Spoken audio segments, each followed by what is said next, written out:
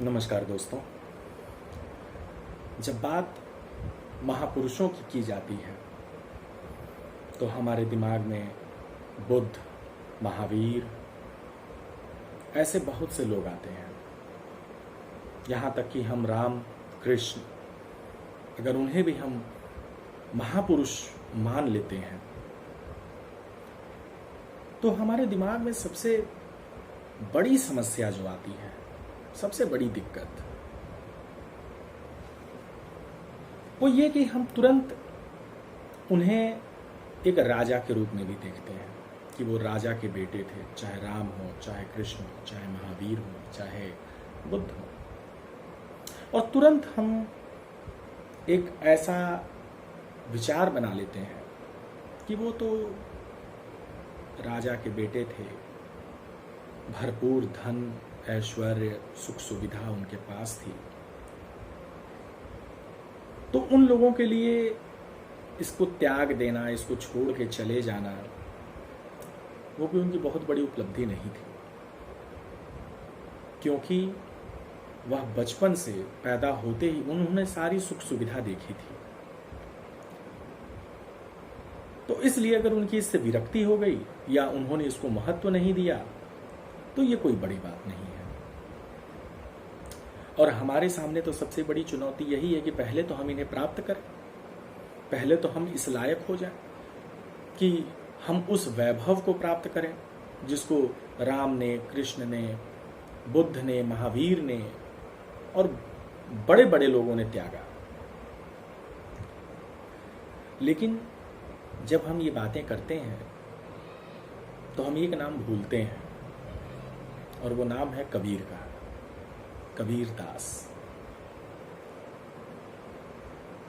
कबीर दास का जन्म किसी राजा के घर में नहीं हुआ था। कबीर एक विधवा औरत की नाजायज संतान थे, विधवा औरत की नाजायज संतान, जिसने लोक लाज के भय से कबीर को फेंक दिया था पैदा होते मरने के लिए। ये कबीर दास लगभग भिखारी रहे आजीवन, जुलाहे का काम करते रहे। अगर आपको लगता है कि राम, कृष्ण, महावीर, बुद्ध, अगर इन्होंने धन का त्याग किया, वैभव का त्याग किया, ऐश्वर्य का त्याग किया, क्योंकि इनके पास वह सब कुछ था, इनका मन भर गया उससे। लेकिन कबीर, जिन्होंने शुरू से इन सबका अभाव देखा, शुरू से, उन्होंने भी धन का त्याग किया, उन्होंने भी उन भौतिक सुख सुविधाओं का त्याग किया।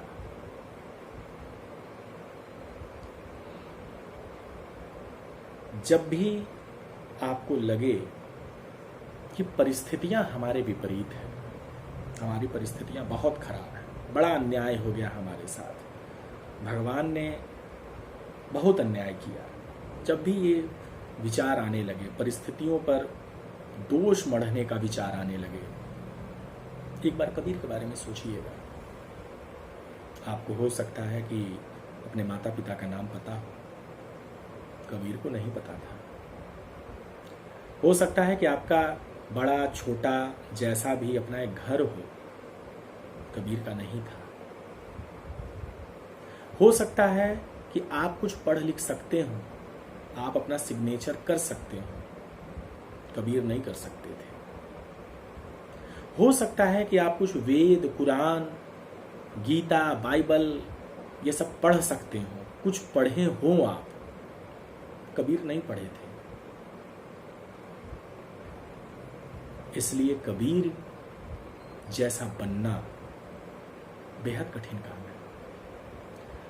और मुझे लगता है कि अगर पिछले 500-600 सालों का इतिहास अगर देखा जाए और अगर महापुरुषों की अगर गिनती की जाए तो मुझे लगता है कि जितने भी महापुरुष आए वो कबीर के पहले ही आए, कबीर के बाद ऐसा कोई बड़ा नाम मुझे ऐसा समझ में नहीं आता, ध्यान में नहीं आता। मैं अगले कुछ वीडियोस मैं कबीर दास को समर्पित करूंगा, कबीर दास की शिक्षाओं को समर्पित करूंगा,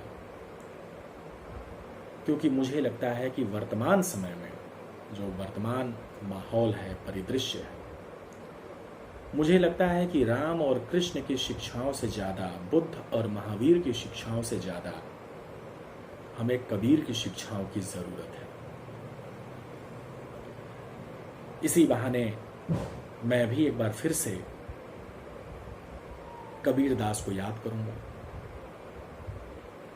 और आपका साथ बना रहेगा तो हम लोग कुछ नई चीज़ों की भी खोज करेंगे। बहुत बहुत धन्यवाद।